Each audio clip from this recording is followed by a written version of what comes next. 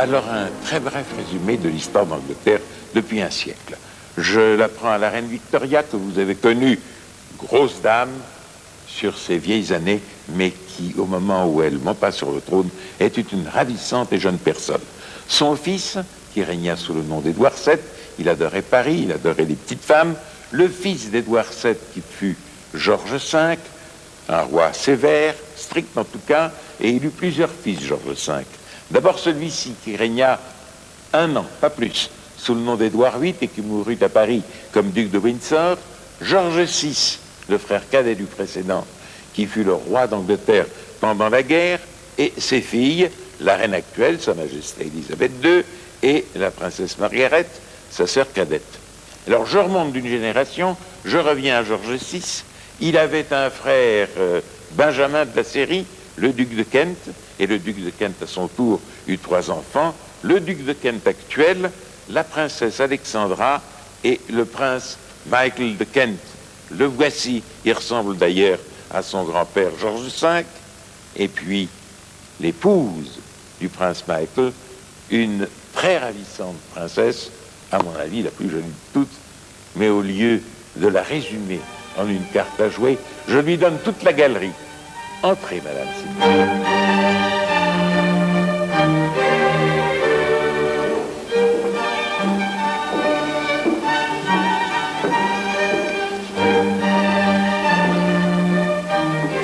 Les appartements privés de l'autre côté de la haute grille sont très privés. Nous avons dû montrer patte blanche à maintes reprises à des fonctionnaires de police courtois mais intransigeants. Oh, le fils de Sherlock Holmes lui-même. Scotland Yard, justement, ne veut pas que nous montrions le chemin par où nous serons venus. C'est que nous allons tourner à l'étage même de l'appartement de Charles et Diana. Disons en raccourci que nous sommes entrés chez la princesse de Kent, pas tout à fait par la fenêtre, mais presque, dans une demeure meublée simplement. Madame, vous habitez ici un palais, un château, qui date déjà de quelques siècles, et vous n'êtes pas la seule locataire célèbre. Qui avez-vous comme voisin? Alors ici, de l'autre côté de cette mur-là, il y a la prince et princesse de Galles, la jolie Diana, et de l'autre côté ici. Et ça, c'est ma voisine plus proche. Oui. Il y a aussi le duc et duchesse de Gloucester. Oui. Il y a la princesse Margaret. Est-ce qu'avec vos cousines, vos beaux-frères, vos belles-sœurs, vous vous voyez souvent? Est-ce que vous allez dîner les uns chez les autres? Oh oui, mais on se voit pas toujours ici, parce que je sais pas pourquoi, mais on est tous très occupés. On se voit pas par hasard, on se va voir parce qu'on s'invite. Le prince et princesse de Galles, la princesse de Galles, beaucoup parce qu'on a des petits-enfants, alors ils jouent toujours ensemble. Vous venez d'envoyer, si je suis bien renseigné, votre fils dans une pension religieuse en France, chez les oratoriens de Juilly, en Seine-et-Marne, pour une période de 6 mois. Pourquoi ces 6 mois en France? Alors, parce que comme vous avez aperçu que je parle très mauvais français, Non. j'ai voulu que mon fils parle beaucoup mieux que moi. Oui. Mon mari parle un français vraiment, tout le monde dit que c'est très agréable de parler avec lui. Mon mari, il demande toujours, s'il vous plaît, parlez pas, c'est affreux quand vous parlez français. Mon fils maintenant, il a commencé aussi. À dire la même chose? Oui. Alors, c'est à moi maintenant de venir à Paris 6 mois. Oui. Pour le perfectionner. Vous avez un arbre généalogique personnel pour votre famille, donc à vous. Incroyable, puisque vous descendez de Charles Martel, qui arrêta les infidèles à Poitiers en 732, que vous descendez également de Charlemagne, que vous descendez des rois valois, et d'Henri IV. Vous avez un arbre formidable. C'est lourd. C'est pour ça que je dois apprendre le français. Ça, mon fils dit, maman, avec ça, on doit vraiment parler français dans cette famille. Dans les années 80, quand le prince Michael, cousin germain de la reine, veut épouser la baronne von Reibnitz, dont la famille, au XXe siècle, vient d'Autriche, de Hongrie et de Bohême, il soulève un formidable et double tollé. Primo, la baronne est divorcée, et le Vatican refuse l'annulation de son premier mariage. Quant à la reine Élisabeth, elle est énergiquement contre ce projet, car secondo, Marie-Christine est catholique et donc exclue, d'après l'histoire, du cercle étroit royal. Au Vatican, il faudra 5 années de discussions interminables pour que le pape finisse par recevoir en privé, sans caméra, le couple et accorder enfin l'annulation du premier mariage. Mais à Londres, les choses sont presque plus difficiles. La reine Élisabeth finira par accepter l'union, mais réellement du bout des lèvres. Pourquoi cet ostracisme? Sur quoi se fonde-t-il? Philippe Zitrone, passionné d'histoire d'Angleterre et journaliste professionnel, va maintenant nous l'expliquer. Pour nous, Français, le fait qu'on reproche autant à la princesse de Kent d'être catholique est tout à fait surprenant, c'est même shocking, comme disent les Anglais. Mais ici, précisément en Angleterre, depuis les décisions d'Henri VIII et depuis les décrets de 1701, il est tout à fait normal que les catholiques ne puissent pas accéder au trône, ni même entrer tout simplement dans la famille royale. Alors il a fallu que le mari de la princesse, c'est-à-dire Michael de Kent, se batte, combatte et arrive à convaincre la reine Élisabeth de consentir à ce mariage. Élisabeth a fini par accepter, mais le prince, lui, a totalement perdu sa place dans la ligne de succession au trône, alors que ses enfants, eux qui ne sont pas catholiques, conservent tous leurs droits. Car la reine, chef de l'église anglicane, a imposé que les enfants fussent élevés selon les préceptes anglicans, ce qui d'ailleurs, vous vous en doutez, n'avait pas facilité les choses à Rome. Et puis l'attitude de la famille royale a évolué, sans doute parce que nous allons entrer dans le XXIe siècle. En tout cas, Marie-Christine mène désormais, non loin de la reine, et normalement, l'existence de la famille, assiste entre autres au service divin du dimanche, la reine-mère, Diana derrière, où tout le monde se retrouve. Voici les Kent qui descendent l'escalier avec leurs enfants. Diana, chat. La princesse de Kent paraît évidemment au balcon, visite un maximum d'institutions charitables ou lance des bateaux avec allure et abattage.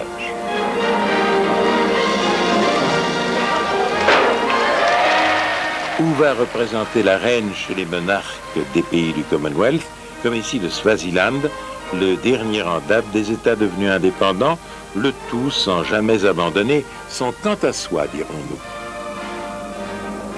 Et puis, il y a la personnalité de la princesse de Kent. C'est vrai que nous ne sommes plus à l'époque où la reine Élisabeth interdisait à sa sœur, Margaret, d'épouser Peter Townsend. Mais pourtant, dans la famille royale, on reste très traditionnaliste, très conventionnel. Alors, la princesse de Kent, avec son tempérament, avec son brio, avec son aura, eh bien, elle tranche vraiment sur le reste de la famille royale. Et puis, dans un livre publié chez Hachette, La vie quotidienne à Buckingham, vous trouverez une multitude de détails sur la vie de tous les membres de la famille royale, depuis la reine Victoria jusqu'à aujourd'hui. Ce livre a été écrit par Bertrand Meyer, qui vient également de publier la biographie du prince Charles. Revenant à Kensington, je vous rappelle le propos de Palais Royal. C'est la visite d'un palais, princier ou royal, présenté par un prince qui y réside. Ici, partout des fleurs innombrables en pleine ville, quel plaisir pour l'œil. Les nénuphars ne sont pas légion, mais vous adorerez les impatiences et les delphiniums avec leurs variations sur le thème du rose vif. C'est devant cette pièce d'eau qu'un jour le roi George II fut assailli par un voleur qui le détroussa de sa bourse et de son haut de chose. Excusez-moi, sire, mais comme je n'ai plus de culotte, je mettrai celle de votre majesté. Au XVIIe, un noble haut placé, le duc de Nottingham, fit édifier ce palais de briques sombres qu'il vendra à la couronne. Lorsque Mary, la fille aînée du roi Jacques II Stuart, eut épousé Guillaume, prince de Hollande, le Parlement anglais, à la mort du roi Jacques, les appela tous deux en Angleterre pour régner conjointement. Entrons chez le roi et son épouse, en anglais William and Mary, et notre guide, c'est la princesse de Kent. Alors ici, on est dans la galerie de la reine. La reine Mary est venue de Pays-Bas avec son mari Guillaume. Guillaume d'Orange et Mary étaient petite-fils de Charles Ier, qui a perdu sa tête.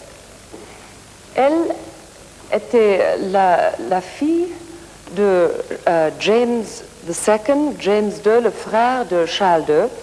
Et parce que James est devenu catholique, ils ont invité Mary et William d'Orange de prendre le trône d'Angleterre comme roi et reine protestante. Elle avait 15 ans quand elle est mariée avec le roi. Il avait 20 ans plus qu'elle, mais c'était une grande histoire d'amour. L'an 20, velours gris et soie rayée.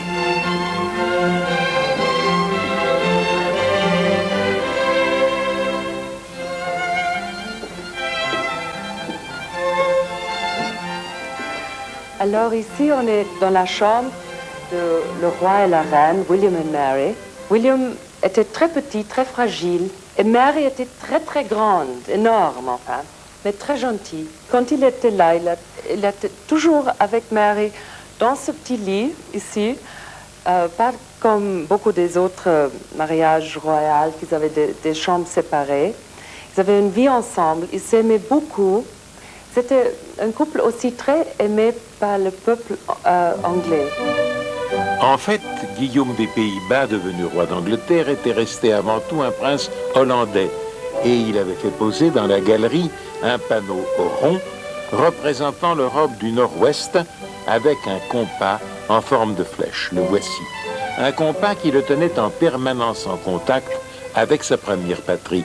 La flèche, en effet, prenait des directions différentes selon les vents qui soufflaient sur la mer du Nord et la Manche, et le roi savait donc si le navire venant des Pays-Bas avec du courrier pour lui arriverait à Londres très vite ou au contraire en retard, et si Guillaume allait donc recevoir des nouvelles de son pays d'origine, fraîches ou non. Notons que Guillaume souffrait d'asthme. Au lieu de résider sur les bords de la Tamise en plein centre de Londres, il avait préféré loger ici, loin des brouillards du fleuve.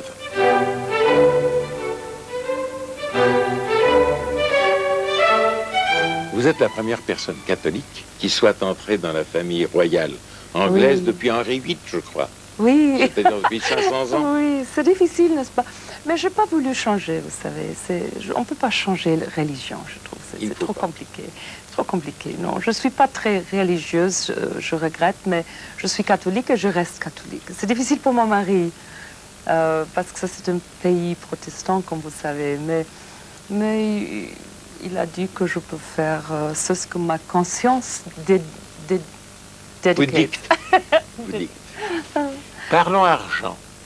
Le Parlement accorde une liste civile, une sorte de salaire, à bien des membres de la famille royale. Votre mari, lui, ne perçoit rien, alors que son frère aîné, le duc de Kent, et leur sœur Alexandra, oui.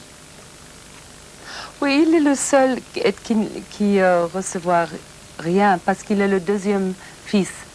C'est toujours le fils aîné. Kent, oui. Il a un frère aîné. Oui. Très bien. Et la sœur, la Alexandra. reine, princesse Alexandra, oui, la reine a fait une exception il y a beaucoup des années, parce qu'en ce temps-là, il n'y avait qu'une princesse en Angleterre, la princesse Margaret, parce que la princesse Anne était très jeune. Oui. Mais il y avait beaucoup de princes. Alors, elle avait eu besoin de la princesse Alexandra. Oui. Et quand elle avait 20 ans, la reine a fait cette exception pour elle. Et c'est une très bonne idée, je crois. Bien sûr. Maintenant, il y a beaucoup de femmes dans la famille royale. Mais en ce moment-là, vous savez, le prince Charles n'était pas marié. La princesse Anne était très jeune. Alors, il n'y avait pas.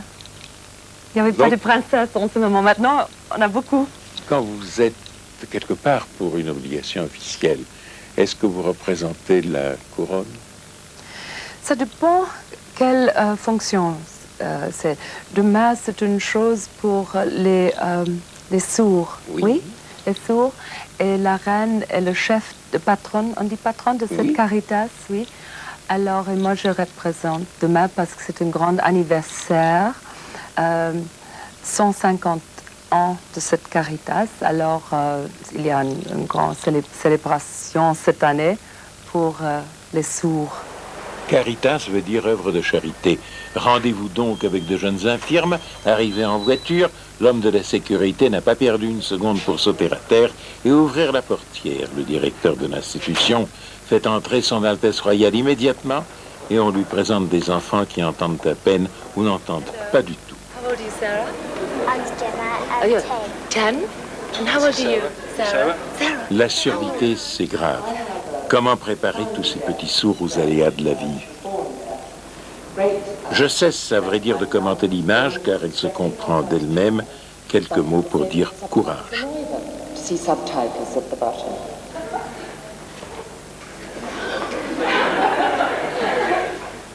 L'appel des mains parlantes, dit le gâteau.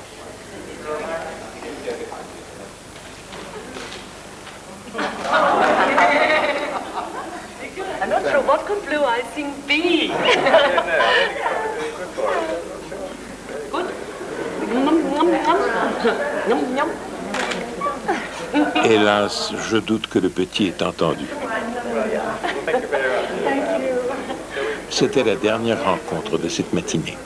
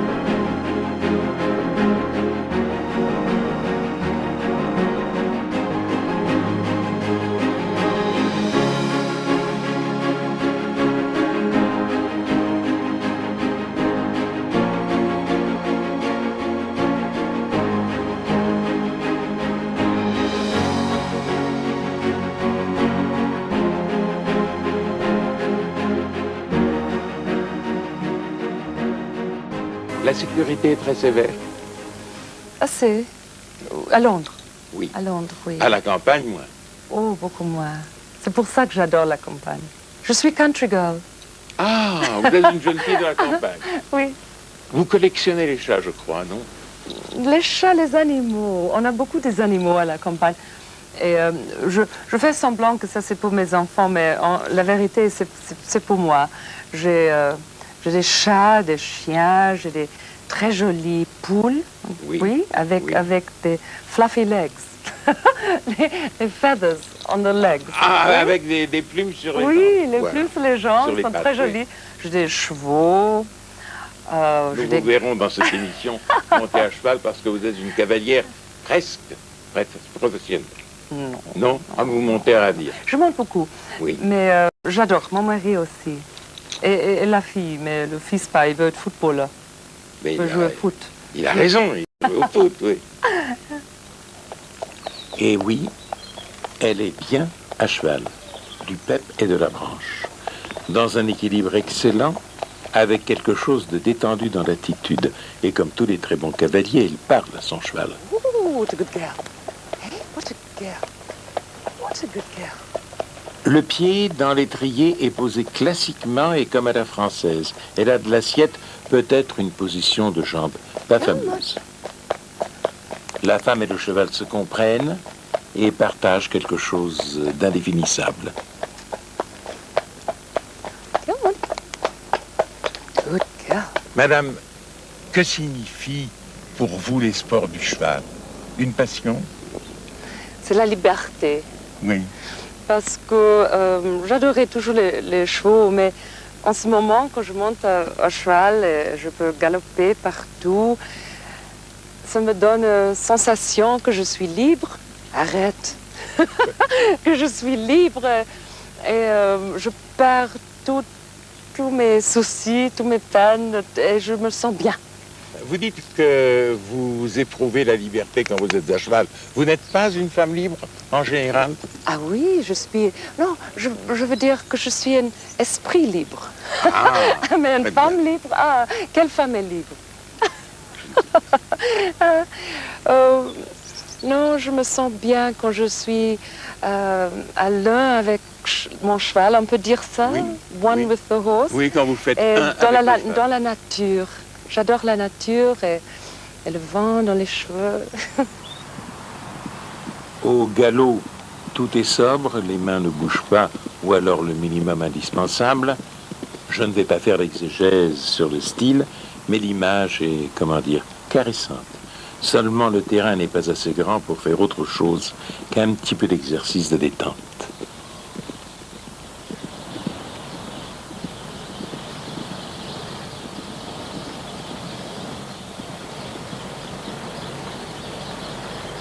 Madame, vous n'êtes pas la seule personne de la famille royale qui monte à cheval. Non, pas du tout. Tout le monde, ou presque, monte.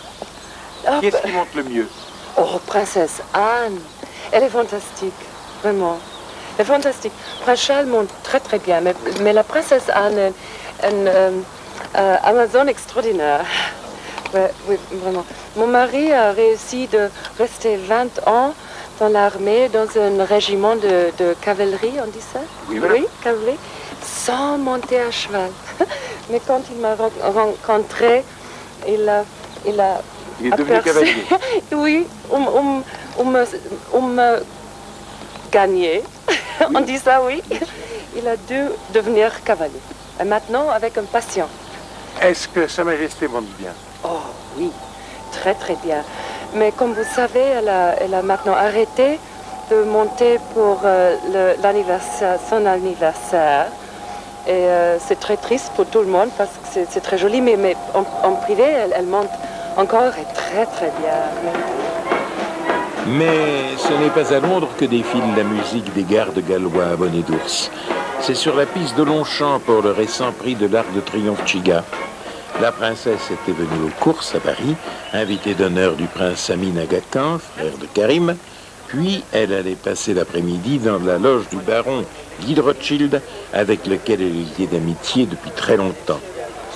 Bien entendu, Marie-Christine, qu'accompagnait une dame portant un étonnant chapeau de plumes noires, alla dans le rond de présentation, où elle reçut le salut classique du jockey de l'écurie de Zuilen, et la journée se déroula dans une atmosphère détendue et agréable.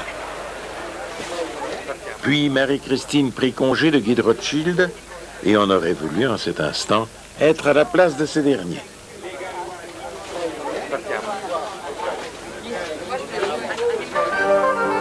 Retour à Londres, au palais, et sous un porche style géorgien, l'entrée d'une boutique au merveilleux bric-à-brac, l'art du millimélo, poussé au paroxysme avec, bien entendu, dans des livres, le rappel de l'histoire majestueuse des rois et reines d'Angleterre, à compulser absolument, les voilà, si vous voulez vous reconnaître dans toutes les dynasties qui se chevauchent sans logique apparente. D'innombrables marques de thé, richesse éternelle de l'Angleterre, et des confitures au cassis noir viennent chez eux. Et comme l'on représente le Royaume-Uni si souvent par des ours, voici les variations, charmantes d'ailleurs, sur le thème des oursons. Notez leur air naïf ou apeuré. Et dans un instant, avec leur tricorne, les pensionnaires de l'hôpital royal de Chelsea. Enfin, mise bien en évidence, la collection des aquarelles peintes par le locataire du deuxième étage, le prince Charles. Vous pouvez acheter celle que vous voulez. Est-ce que du temps de nos rois, nos dauphins vendaient leurs œuvres?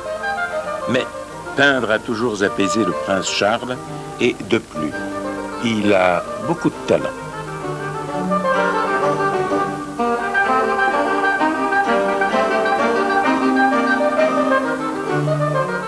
Nous retrouvons la princesse dans sa salle à manger, sous son portrait. Est-ce que vous aimez ce portrait de vous, madame? Oui, moi je l'aime beaucoup. Mais mon mari dit que je ne suis pas du tout comme ça. Je préfère que mes petits-enfants pensent que j'étais étiez. comme ça, oui. C'est pas vrai, mais... Très bien. Et puis sur la table, des roses. Vous adorez les fleurs. Oui, j'adore. Je suis jardinier. J'ai des mains vertes. On dit ça en français? La main verte, oui, vous avez de la chance. Oui, tous ces roses, ils viennent de mon jardin à la campagne, où j'ai une très, très grande jardin de roses. Une roseraie. 10 000 plantes. 10 000 plantes. Oui, j'ai fait une grande rosière. Je suis presque une ferme de rosières. Ah oui. Et celui-là, ça s'appelle Princesse Michael de Kent, après moi. Faites-la C'est voir joli, non? un petit peu, madame, puis je vous demandais de la prendre Voilà, et de la faire celui-là. voir de plus près à la caméra. Ça, c'est la rose Princess Michael of Kent. Et il dit dans le catalogue Oui. que j'ai pas de mildew, ni black spot. Comment on dit ça en français? C'est-à-dire que vous n'avez pas de mildiou, le mildiou c'est le même mot Oui, en français. Et Et de black point spot, noir. point noir. Vous êtes une C'est rose très, claire. très, oui, c'est très bon que vous savez ça, que j'ai pas de mildew ni black spot. La fleur elle-même est généreuse et épanouie. La roseraie ici à Londres, c'est pour la princesse de Kent le saint des saints, je dirais son jardin secret. Très peu de gens y sont admis. Nous avons eu ce privilège. Ce n'est pas bien entendu la roseraie de 10 000 plants de son domaine à la campagne, mais un enclos pour rêver et pour trouver la solitude indispensable pour un créateur, maître de sa plume. La princesse est écrivain, historienne, a publié par exemple à la librairie académique Perrin, Ces reines venues d'ailleurs. C'est l'histoire de princesses qui ont quitté leur pays et qui sont devenues reines dans un autre pays. Les difficultés de l'adaptation, etc., etc. Catherine de Russie, qui était une princesse allemande, Marie-Antoinette, qui était autrichienne.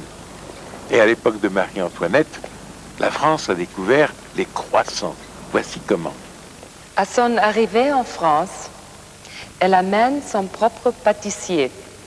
Durant le long siège de Vienne, en 1683, les Autrichiennes ayant appris des Turcs l'art de confectionner un gâteau ultra léger ayant la forme de l'emblème ottoman. Quand Marie-Antoinette introduit cette pâtisserie à la cour pour son petit déjeuner, les Français le baptiseront croissant. Et un deuxième livre de la princesse, chez Orban, Royales Alcôves, la biographie des grandes favorites de l'histoire, sur 5 maîtresses royales, 3 françaises ou assimilées. La France a inventé la maîtresse en titre. Alors je suis venue en France regarder l'histoire de la France. J'ai pris pour commencer Diane de Poitiers. Oui. Parce que ça c'était une femme extraordinaire. Elle avait 18 ans plus que le roi, Henri II. Et pour ce temps-là, pour aujourd'hui, c'est une chose extraordinaire pour une femme d'avoir 18 ans plus que son amant. Ça, c'est une histoire très intéressante aussi parce que le roi l'a aimé toute sa vie. Toute sa vie, jusqu'aux morts. Vous consacrez un chapitre très intéressant, très documenté à Madame de Pompadour. Ah oui. Au commencement, je n'ai pas aimé Madame de Pompadour beaucoup. Parce que je lu plusieurs de livres sur elle, mais elle m'a pas... Elle ne vous a pas emballé? Non, elle n'était pas tout à fait sympathique pour moi. Mais quand j'ai commencé ce travail, je pensais que je dois mettre la Pompadour parce que tout le monde connaît le nom de Pompadour. Oui. Tout le monde ne connaît pas le nom de Diane de Poitiers ou de Nell Gwyn en Angleterre ou Lola Montez ou Marie Walewska. En Angleterre, il ne connaît pas Marie Walewska. Alors, j'ai choisi... La femme polonaise de Napoléon. Oui, j'ai choisi la Pompadour. Et quand j'ai commencé de lire beaucoup de choses sur la Pompadour, je l'aimais beaucoup. Le fin, je l'aimais beaucoup parce qu'elle était une femme avec beaucoup de subtilité et toute sa vie avec le roi, elle a travaillé pour le roi. Elle a dédié sa vie à l'homme de sa vie. Dédier sa vie à l'homme qu'elle est. Oui, à l'homme qu'elle est. Et ça c'est le travail d'une femme, non? Me voici avec Roberto, qui est chauffeur de taxi à Londres, mais qui a vécu pas mal de temps en France et qui parle très très bien le français. Dites donc, la princesse, elle est belle. Hein? Oh, elle est belle. Elle devient de plus en plus belle. Comme les années passent, sa beauté, elle devient de plus en plus belle. Je pense que c'est le thé anglais qui fait ça. Peut-être, oui. On peut dire que la princesse Marie-Christine n'a pas sa langue dans sa poche. Non, elle s'exprime, elle dit ce qu'elle pense, quoi. Et des fois, bien sûr, ça fait pas plaisir. Et le public aime-t-il bien? Oui, non, le public, quand même, ils l'ont quand même accepté maintenant. Ils l'ont accepté pour quand même quelques raisons, quoi. Mais pour une chose pour sûre, c'est pour sa beauté. Au premier, l'on a dressé une argenterie superbe, de véritables pièces de collection.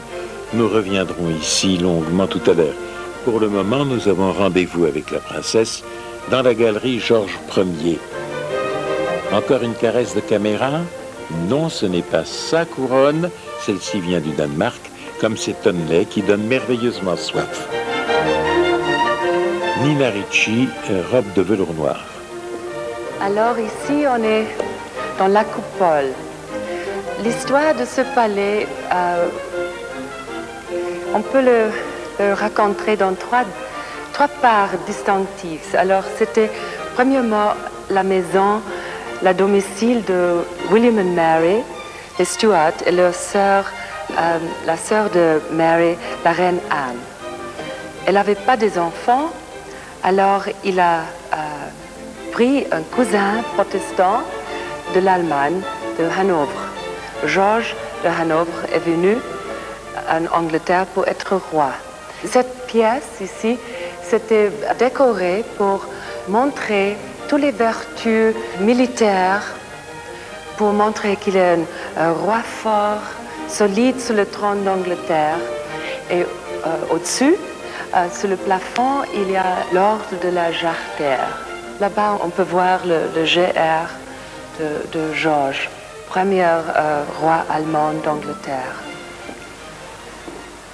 Madame, comment faites-vous pour être, ou pour paraître en tout cas, toujours en bonne forme? Je pense que ma nature est beaucoup plus latine qu'anglo-saxonne, comme les Hanovre. Et je suis moitié hongroise, alors ça c'est peut-être le tempérament vient de là. Et je suis perfectionniste comme tous les Capricornes, comme Diane de Poitiers et Madame de Pompadour dans mon nouveau livre. On prend quelquefois le perfectionnisme pour de l'ambition. Oui, c'est vrai.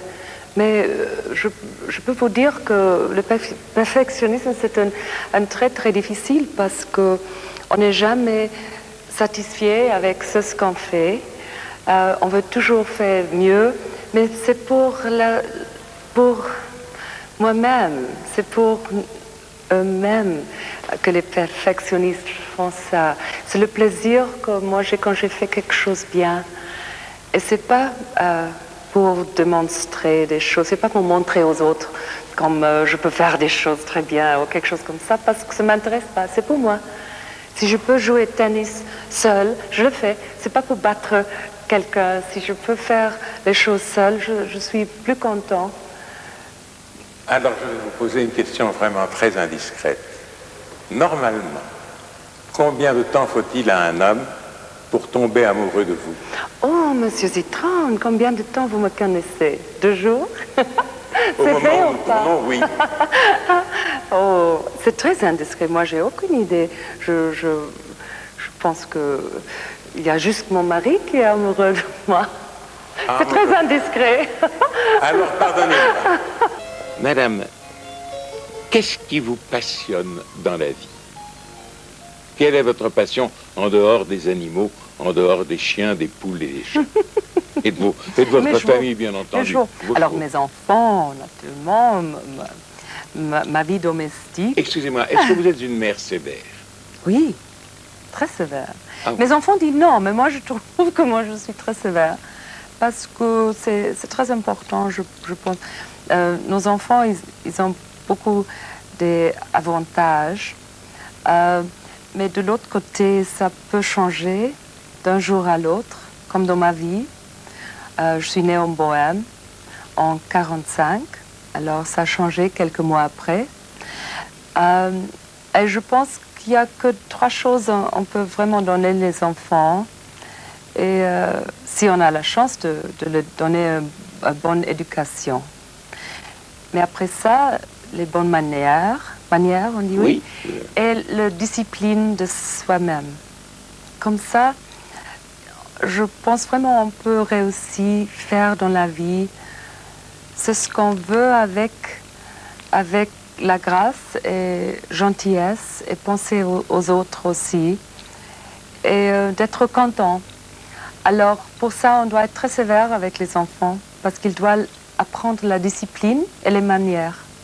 Et aussi, ils doivent être des bons étudiants. Je dis toujours, ça ne me fait rien si vous êtes le dernier dans la classe. Si le rapport, Oui, c'est-à-dire le rapport. le rapport dit que vous avez vraiment essayé. You have to try. Vous On doit devez essayer. vraiment donner. J'ai cette philosophie dans la vie qu'on doit toujours faire tout ce qu'on fait avec tout l'esprit et l'énergie et la volonté dans toutes les choses, les plus moindres choses et les plus grandes choses. Si on fait avec tout le cœur et l'énergie, vous savez, alors ça doit réussir parce qu'on fait ça avec les bonnes intentions. C'est juste? C'est juste. C'est exactement c'est ça. français. Un plafond peint dans ce qu'on appelle le style Pompéi. C'est frais à l'œil, même si ce n'est pas très dense. Nous sommes entrés dans les appartements d'une dame, Victoria, dont le règne fut le plus long de toute l'histoire de son pays, puisqu'elle garda le trône près de 70 ans. Elle y monta adolescente, nièce du roi Guillaume IV et fille de son frère cadet, le duc de Kent, décédé. Victoria, dans la trentaine, jeune, c'était une assez jolie femme. Alors oui, ça c'est la chambre de la princesse Victoria avant son accession. Et ça c'était une chambre que sa mère, la duchesse de Kent, a pris du roi Guillaume IV, l'oncle de la reine Victoria, parce qu'elle a pensé qu'elle doit avoir une plus grande chambre pour dormir ensemble avec sa fille. Victoria était la seule héritière protestante, alors sa vie était très importante pour les Anglais. Et on dit toujours qu'elle a dormi ensemble avec sa mère dans ce lit, mais c'est pas vrai. Elle avait un autre lit ici. Et comme vous voyez, ça c'est le goût victorien. La reine Victoria était dans son lit le jour que son oncle, le roi, est mort. Et sa mère l'a réveillée et dit alors, mon enfant, vous devez descendre le petit escalier là-bas et recevoir vos ministres. Et ça, c'était la dernière fois, je dois dire, qu'elle a dormi avec sa mère. La première chose qu'elle a fait, après son accession, est d'insister d'avoir sa propre chambre pour elle, seule. Elle avait 18 ans. Alors, toutes ces pièces que vous avez vues dans ce palace de Kensington, ils sont ouverts au public. Et tous les jours, j'espère que vous venez voir vous-même. La princesse était en crêpe satin de Jacqueline de Ribes, ayant eu la délicatesse de ne porter pour nous que des robes des couturiers français. Madame, avant de prendre congé de votre Altesse royale, 2 ou 3 questions que j'appellerais sérieuses. Est-ce que vous vous sentez européenne? Oui, moi je me sens très européenne et j'espère que Angleterre va vraiment entrer avec l'esprit en Europe. Mais il n'y a pas d'Europe sans la Grande-Bretagne, madame. Oui, Est-ce mais qu'ici on s'en rend compte? on est une île ici, n'est-ce pas? Et je crois que le peuple, il aime être différent un peu. Cette toute petite pièce de l'eau entre nous, entre l'Angleterre et la France, ça fait une grande différence. Et je crois que le peuple, ils ont un tout petit peu peur de les gens qui sont très Des étrangers. expansifs. Ah, expansifs, oui. Oui, parce que les Anglais disent qu'ils sont froids. On dit qu'ils sont froids, ils ne sont pas froids. Ils ne sont pas froids, pas- pas du pas tout. du Ils sont les meilleurs amis du monde. Sûrement, c'est des gens sur lesquels on peut compter. Madame, vous avez dit à un de mes confrères que vous lisiez en allemand, que vous écriviez en anglais et que vous rêviez quelquefois en français. Est-ce que c'est vrai? Tous les rêves, ils sont français, non? Oui, c'est vrai, je crois. Je rêve. Dans quelle langue? Je préfère rêver en français parce que les choses que j'aime plus, j'aime plus, c'est en France. J'adore Paris, j'adore la France. Et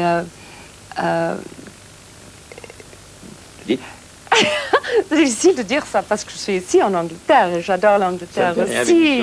Je ne veux pas être impolie de ce côté.